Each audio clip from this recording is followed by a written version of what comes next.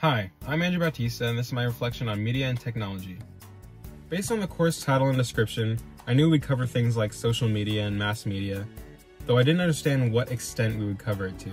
I was surprised to learn that we even talked about things like alt-right radicalized hate groups in certain social media circles.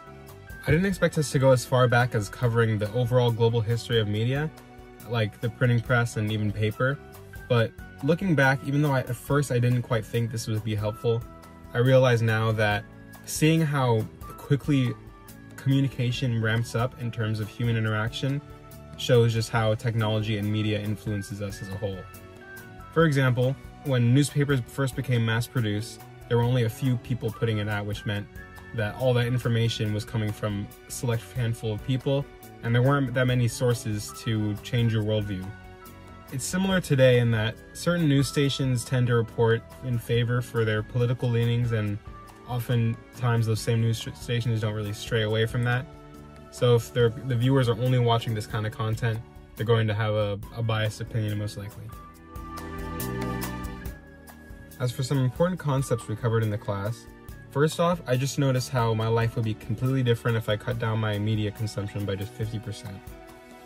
My phone is responsible for entertainment, social media, news, just interactions with other people, and the media analysis assignment sort of opened my eyes to this understanding.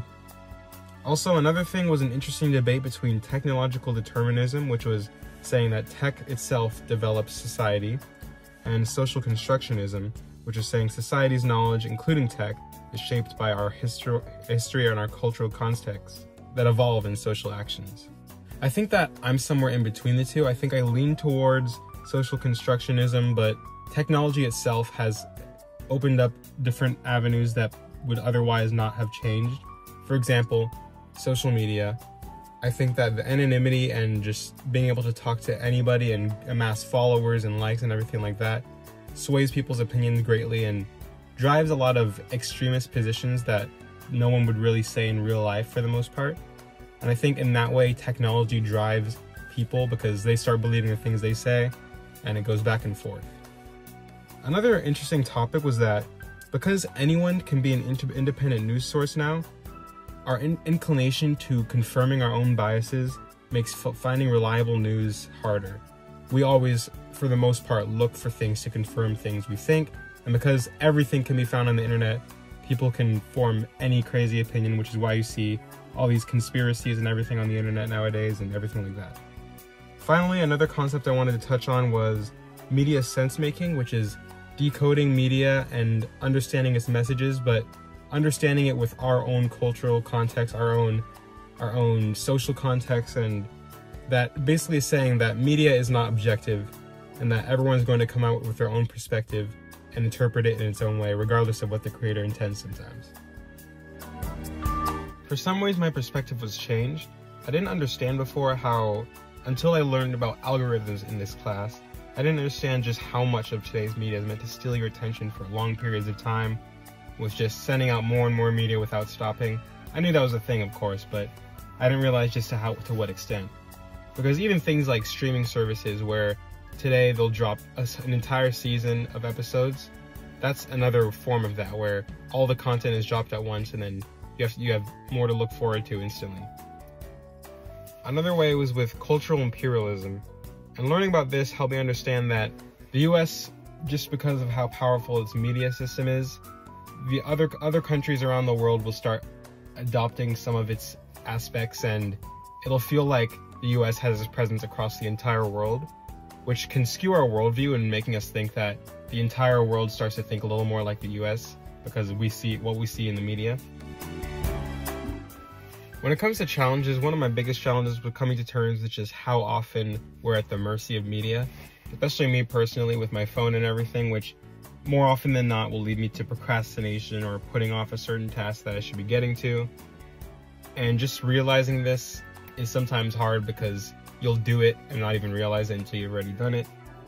It's especially prevalent because I have a little brother who's 6 years younger than me, and he's also highly subject to media influence, especially at his age where he's 13 years old, so things he sees on YouTube he might not be able to critically think about as much.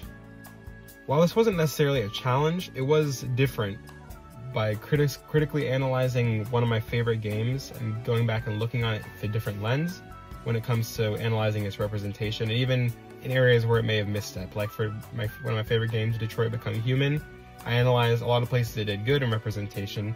In some areas it fell flat, like how a lot of the representation was heavy-handed and some of the messaging lacked subtlety. When it comes to the class, there were a couple issues I had with completing all the readings at times, but that was mostly just a time management thing when it came to having a lot of work from other classes and a different level of urgency with those assignments than for the readings of this class. On a personal level, something I've taken away is the idea of using media as a tool, not as a crutch. Right now I'm working on making conscious efforts to reducing my phone usage and my media usage in general, just spending more time with just my thoughts, because mental health is very important, especially for college students, and having these distractions constantly with our phones is obviously not healthy.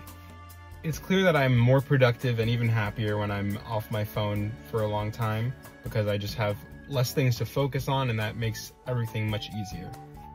Another thing I've been doing is steering away from negativity on social media more often, since it's just everywhere and there's no point in engaging with it other than just wasting your time, I feel like. So I've been reducing it more because of this class.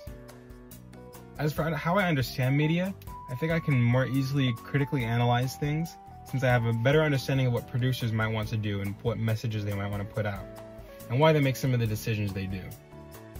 Whether we like it or not, media is an integral part of our society. And just because we're aware of that, that doesn't mean it's going to change. What can change is how we revolve our lives around media ourselves.